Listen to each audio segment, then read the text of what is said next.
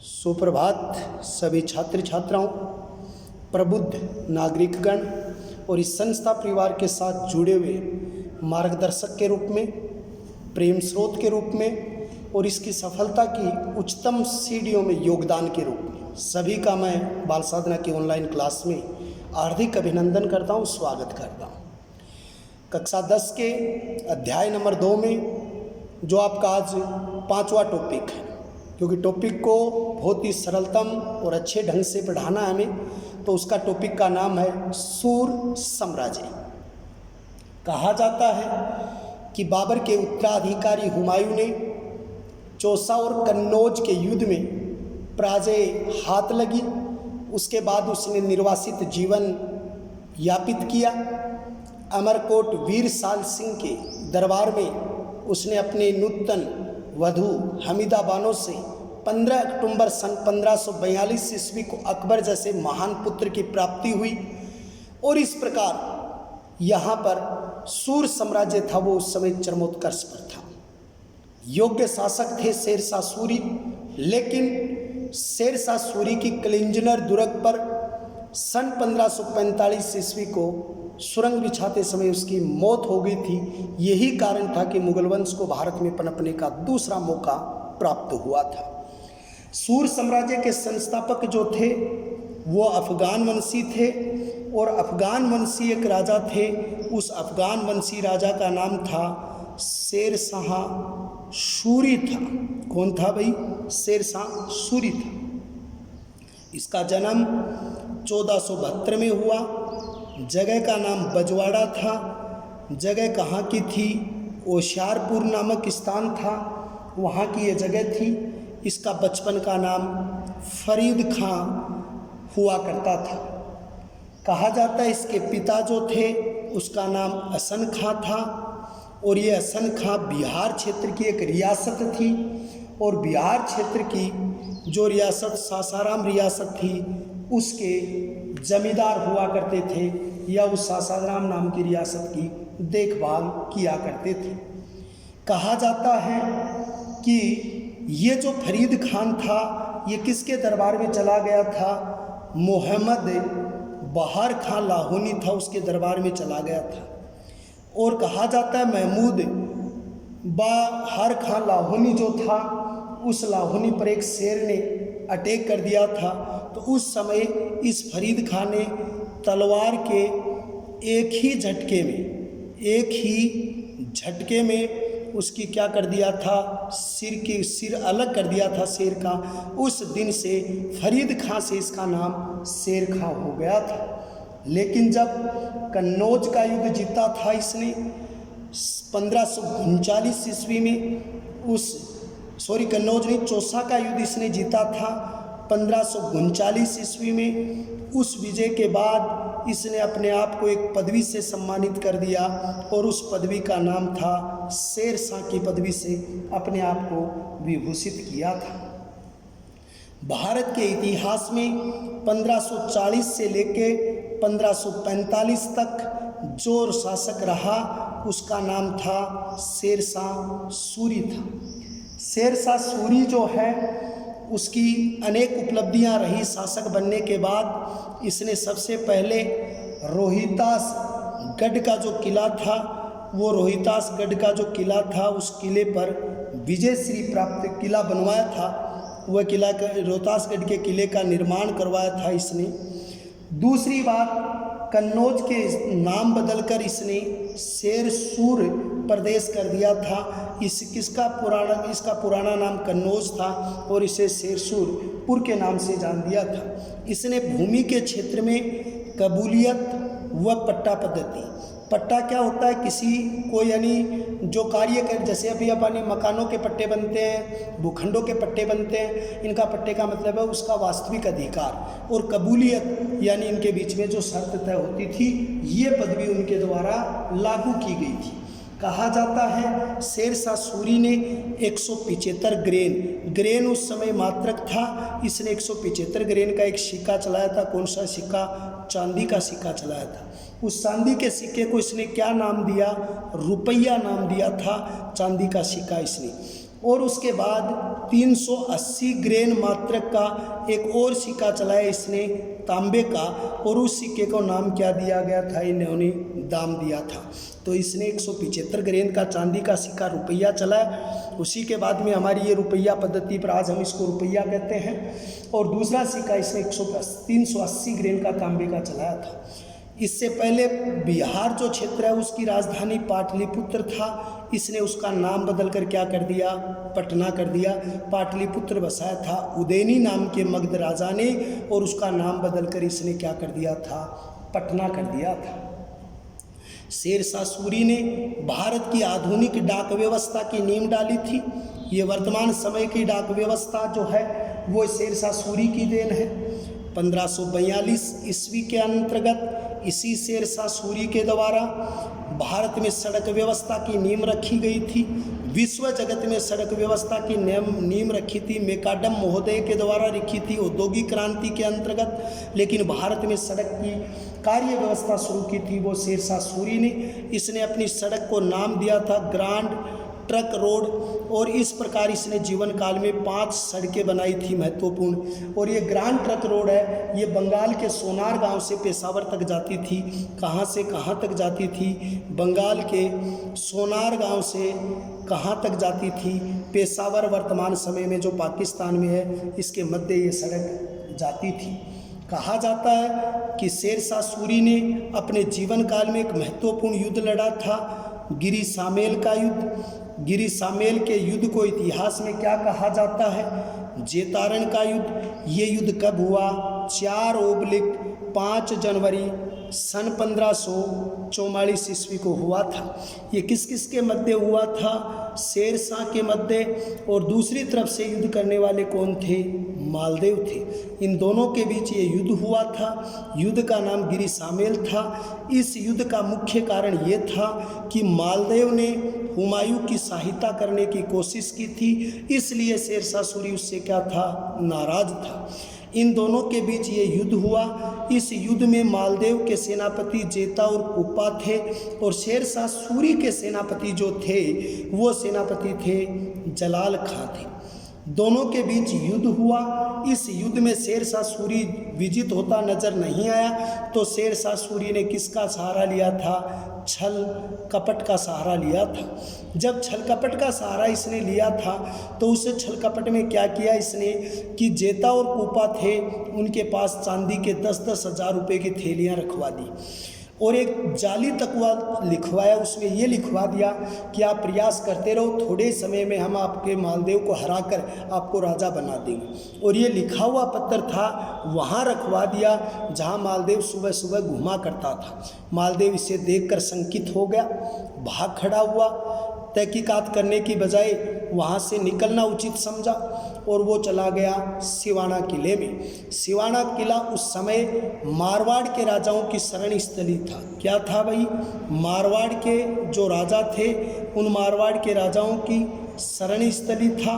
और दूसरे नंबर पे इसे क्या कहा जाता है, जालोर की कुंजी कहा जाता है। तो ये जालोर की कुंजी था, मारवाड़ के राजाओं की शरण स्थली था, इसलिए वहाँ पर वो चला गया। जेता कुप्पा निर्दोष थे, उन्होंने सोचा क्या किया जाए, हमारा राजा तो चला गया लेकिन हमें भरपूर युद्ध करना चाहिए।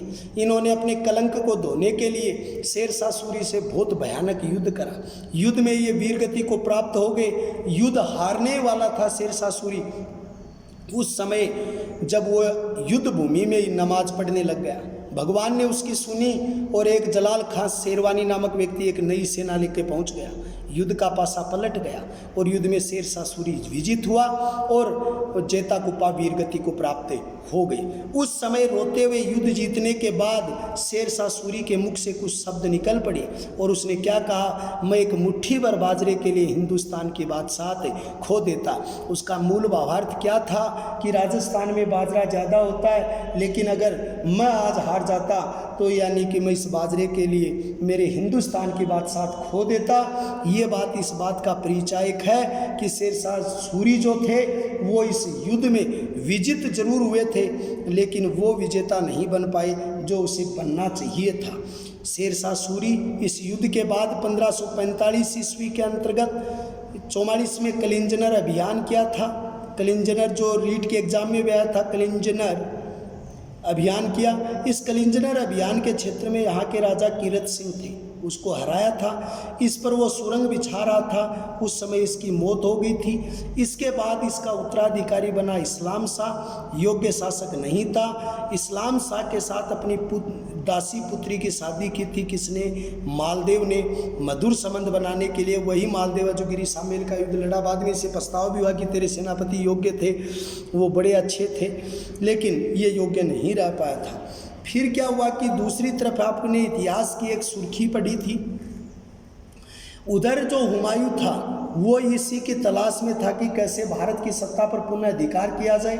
और हुमायूं ने सरे हिंद और मच्छीवाड़ा जैसे युद्ध के माध्यम से विजित कर दोबारा हिंदुस्तान का क्या बन गया था? सुल्तान बन गया था, शासक बन गया था। हुमायूं की भी जल्दी मृत्यु हो गई थी। 1556 ईस्वी के अंतर्गत हुमायूं की मृत्यु हो गई थी और हुमायूं की जगह एक हिंदुस्तान के नए शासक बने थे और उस नए शासक का नाम क्या था? अकबर। अकबर का जन्म कब हुआ? 15 अक्टूबर सन 1542 ईस्वी को हुआ था। अकबर का जन्म कहाँ हुआ था? अमरकोट शासक थे और उस शासक का नाम क्या था? वीर साल था। उसके दरबार में जन्म हुआ था। अकबर के पिता का नाम क्या था? हुमायूं। और उनकी माता का नाम क्या था? हमीदा बानो। अकबर के शिक्षक का नाम क्या था? तो अकबर के शिक्षक का नाम अब्दुल लतीफ़ ईरानी था। अकबर जो था उसका राज्याभिषेक कब हुआ? तो इसका राज्याभिषेक हुआ 14 फरवरी सन 1556 ईस्वी को। कौन से स्थान पर हुआ? कालानौर नामक स्थान पर। ये कहाँ पर है भाई? हरियाणा में है। और एक ईंटों का बना हुआ चबूतरा था, उस ईंटों का चबूतरा था, उसके ऊपर सिंहासन बनाते हुए इसका राज्याभिषेक किया गया था। इसके संरक्षक जो बने थे वो कौन बने?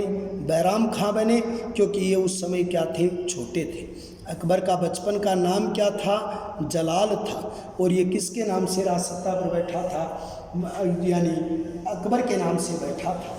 अकबर ने अपने जीवन काल में राजा बनने के बाद एक ऐतिहासिक युद्ध लड़ा था 5 नवंबर 1556 ईस्वी, और उस युद्ध का नाम था पानीपत का सेकंड युद्ध। पानीपत युद्ध भूमि हरियाणा में है।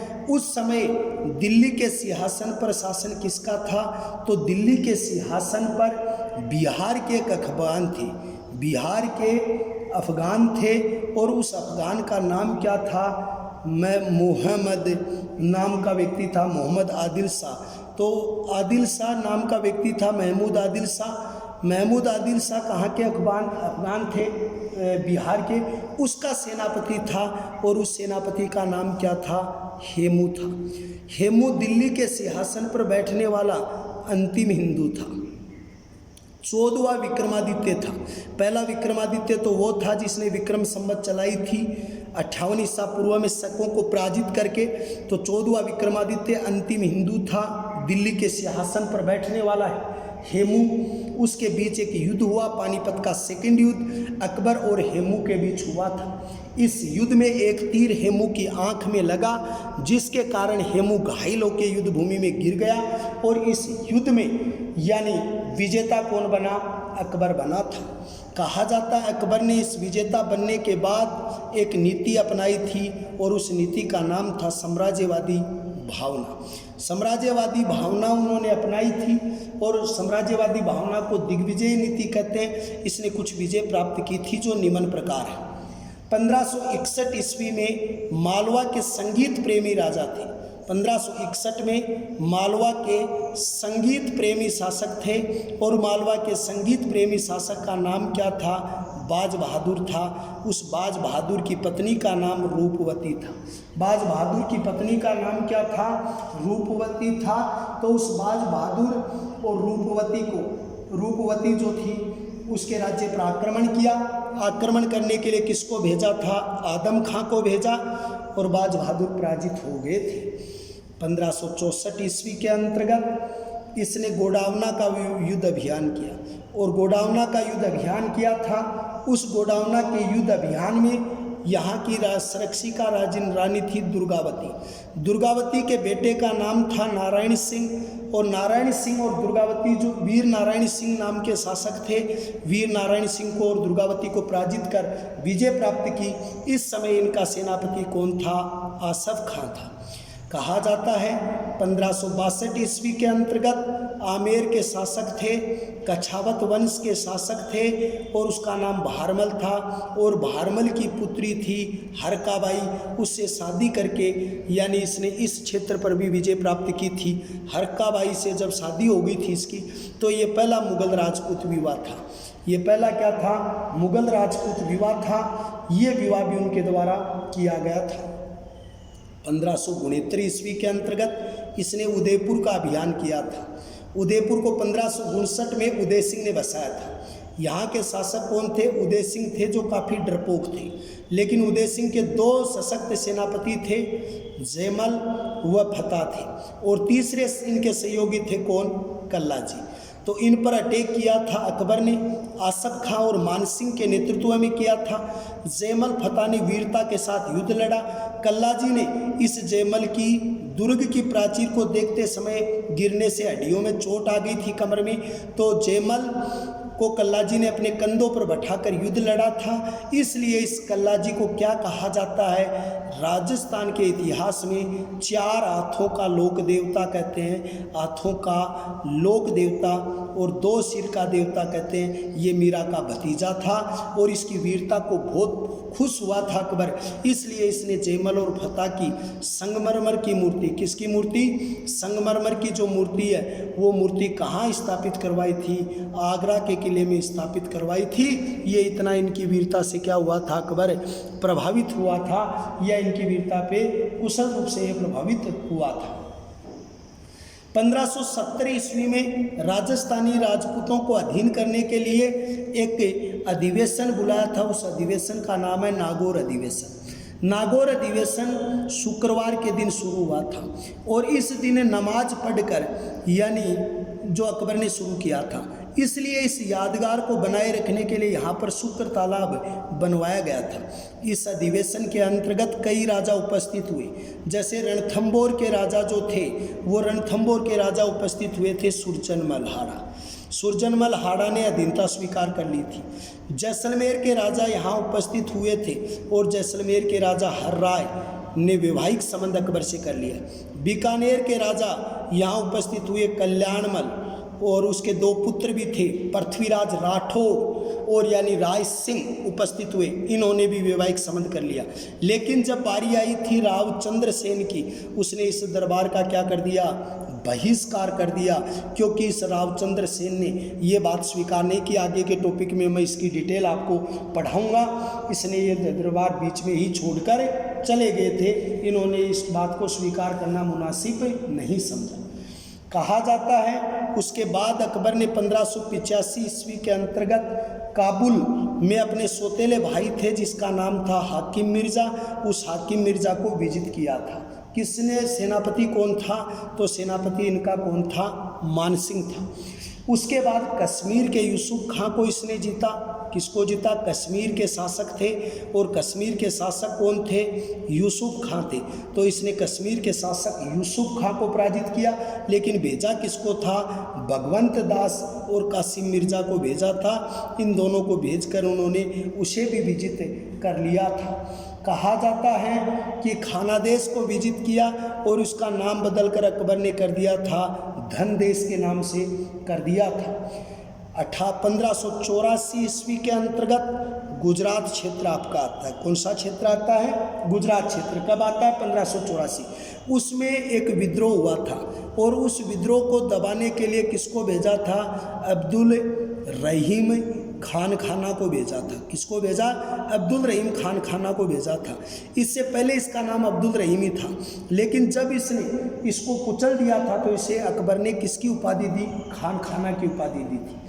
85 में एक विद्रोह हुआ था और एक आक्रांता जाति थी, यूसुफ फिजियो जाति थी, उसने विद्रोह कर दिया था और उस विद्रोह को दबाने के लिए अपने प्रिय व्यक्ति को भेजा था और उसका नाम क्या था? बीरबल। बीरबल का बचपन का नाम क्या था? महेश दान था, इसको भेजा, वहाँ पर इसकी क्या हो गई थी, मृत्यु हो गई थी। 1576 ईस्वी के अंतर्गत एक युद्ध लड़ा था अकबर ने, जिस युद्ध को हल्दी घाटी का युद्ध कहते हैं। हल्दी घाटी को मेवाड़ की क्या कहते हैं, थर्मोपोली कहते हैं।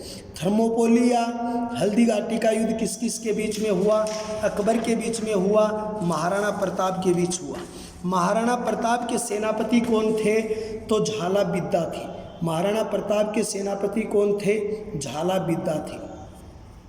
दूसरी तरफ झाला विद्या जो महाराणा प्रताप के सेनापति हैं, हाकिम शाह सूरी भी इसी के सेनापति थे, प्रताप के हाकिम खां सूरी। लेकिन अकबर के सेनापति कौन थे, मान सिंह, और दूसरे व्यक्ति कौन थे, आसफ खां थे। इनके बीच ये युद्ध हुआ था और इस हल्दी घाटी के युद्ध में कौन विजेता बने, अकबर विजेता बने। लेकिन अकबर के जीवन की अगर सांस्कृतिक उपलब्धियां देखी जाएं तो अकबर ने सबसे पहले 1562 में पहला राजा था जिसने दास प्रथा पर रोक लगाई थी।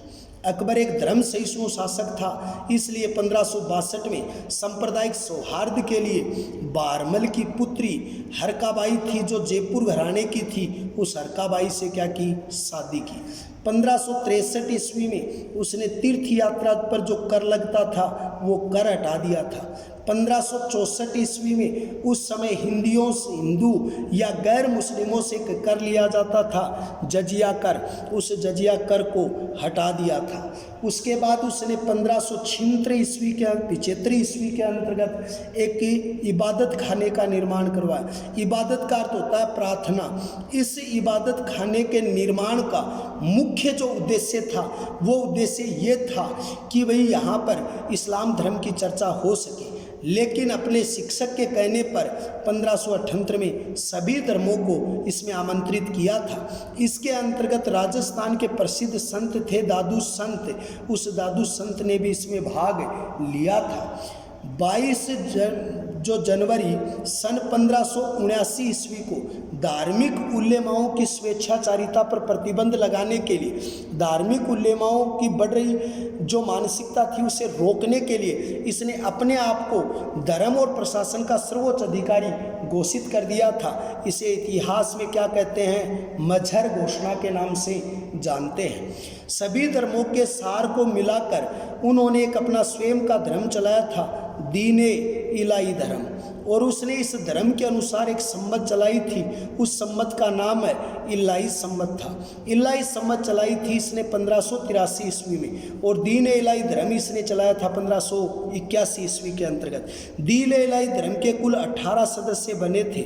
इसका प्रधान जो पुरोहित था वो अकबर था, लेकिन इसको स्वीकार करने वाला व्यक्ति एकमात्र और अंतिम हिंदू था, वो बीरबल इसको अंतिम था।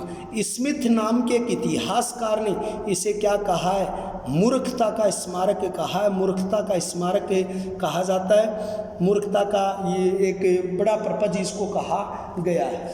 इसने बीरबल को कवि प्रिय की उपाधि से सम्मानित किया था, यानी इसे एक कवि प्रिय के नाम से इसको संबोधन दिया गया था। कहा जाता है कि अकबर ने कुछ सुधार राजस्व में भी किए थे। किसमें किए थे, राजस्व में। उसने अपना वित्त मंत्री जो बनाया था वो वित्त मंत्री टोडरमल को बनाया था, और टोडरमल कौन सी जाति का था, खत्री जाति का एक व्यक्ति था टोडरमल। उसने 1580 ईस्वी में एक व्यवस्था चालू की थी जिसे क्या कहा जाता है, आईने 10 साल। उसने पीछे 10 वर्ष में जो पैदावार हुई है और पीछे के 10 वर्षों में जो कर लिए जाते थे उसी के हिसाब से उन्होंने आगे के करों का निर्धारण किया, जिसे आईने 10 साल कहा जाता है। अकबर के दरबार में एक व्यक्ति रहता था जिसका नाम था तानसेन। इसका बचपन का नाम रामरत्नु पांडे था। ये इसका दरबारी था। इसके दरबार में अब्दुल सहमद और यानी दूसरा व्यक्ति जो था दसावन और बसावन जैसे दसावंत व बसावंत नाम के चित्रकार अकबर के दरबार में रहा करते थे। अकबर के दरबार इसके जीवन के समकालीन जो मोइनुद्दीन चिश्ती की दरगाह के प्रधान पुरोहित सलीम चेक चिश्ती हुआ करते थे। इनके दरबार में जैनाचार्य हरि विजय रहा करते थे, जिन्हें अकबर ने जगत गुरु की पदवी दी थी। किसको? हरि विजय सूरी थे। हरि विजय सूरी किस धर्म के थे? जैन धर्म के। और इसको अकबर ने कौन सी पदवी से सम्मानित किया था? जगत गुरु की पदवी से सम्मानित किया गया था। अकबर के दरबार में नवरत्न रहा करते थे। उन नवरत्नों के प्रधान अबुल फजल थे। अबुल फजल का संबंध नागौर से था, तो अबुल फजल थे, वो नवरत्नों में एक थे। नवरत्नों में एक अबुल फजल ने एक पुस्तक लिखी थी जिसका नाम क्या था? अकबरनामा। इसी अबुल फजल ने पंचतंत्र, पंच जो तंत्र नाम की पुस्तक है, जिसके लेखक कौन है? विष्णु शर्मा, उसका फारसी में अनुवाद किया था। इसने अपने प्रसिद्ध चित्रकार अकबर ने अब्दुल सहमद को सीरी कलम की उपाधि दी थी। सीरी कलम की उपाधि किसने दी थी? किसने दी? अकबर ने। किसको दी? अब्दुल सहमद को दी थी। और यानी कि जड़ी कलम की उपाधि अकबर ने किसको दी थी? महमूद हुसैन कश्मीरी को दी गई थी। यानी जो महमूद हुसैन कश्मीरी जो थे, उसको इस पदवी से नवाजा गया था। ऐसा कहा जाता है कि उस समय भारतवर्ष के इतिहास में अकबर एक प्रतिष्ठित राजा थे, एक श्रेष्ठ राजा के रूप में उनका शासन रहा। तो मैंने आज दो राजाओं के बारे में आपको बताया है। एक राजा आपके हैं शेरशाह सूरी सूरवंश और एक राजा आपके हैं अकबर। ये दो राजा हैं और दोनों राजाओं को गहराई से पढ़ना है। कंपटीशन में भी काफ़ी इनका महत्व है, बहुत अच्छे तरीके से पढ़ोगे। मैं जहाँ तक सोचता हूँ मेरी क्लास आपको बहुत बेहतर समझ में आई होगी, बहुत बेहतर आप इसका अध्ययन करेंगे और ज़्यादा से ज़्यादा शेयर करेंगे, लाइक करेंगे। विद्यालय परिवार और संस्था टीम की ओर से आपका स्वास्थ्य की हार्दिक भगवान से प्रार्थना है, कामना है। आप स्वस्थ रहें, कुशल रहें, घर पे रहें और अच्छा अध्ययन आप करें। जय हिंद, जय भारत।